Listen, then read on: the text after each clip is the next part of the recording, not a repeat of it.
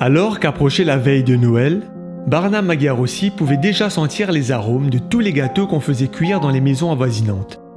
Il vivait à l'époque de la Roumanie communiste pendant les années 80, et malheureusement, cette odeur agréable n'envahirait pas son appartement ce soir-là. « N'aurons-nous pas nous aussi quelque chose de spécial pour Noël ?» demanda Barna à sa mère Geneviève.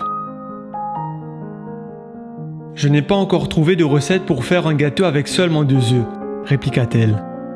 Déçue de ne pas avoir les ingrédients essentiels pour préparer une gâterie pour ses enfants, elle alla dans une autre pièce, ferma la porte et demanda de l'aide à Dieu.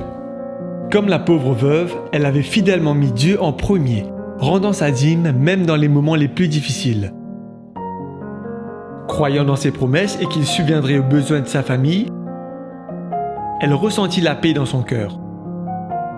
Quelques minutes plus tard, une des voisines frappa à la porte et demanda si Geneviève avait 2 œufs qu'elle pouvait emprunter, car elle n'en avait pas assez pour son gâteau de Noël.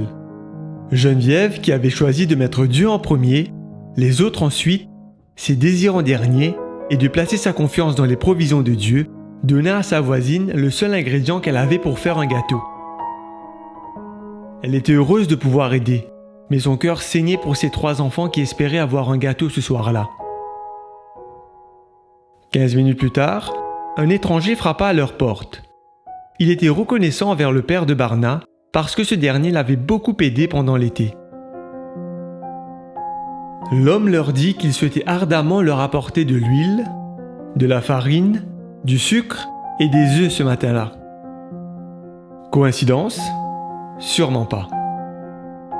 Il y a quelqu'un qui connaît tout, qui peut nous donner à manger au moment voulu, qui ouvre sa main et satisfait tous les besoins de ceux qui vivent. Barna Magyarossi est actuellement le secrétaire exécutif de la division intereuropéenne. Alors que vous adorez le Seigneur avec votre dîme et votre engagement, priez pour que vous fassiez plus confiance à ses capacités surnaturelles à pourvoir à tous vos besoins selon sa magnifique richesse par Jésus-Christ. Mettons nos désirs en dernier et Dieu en premier.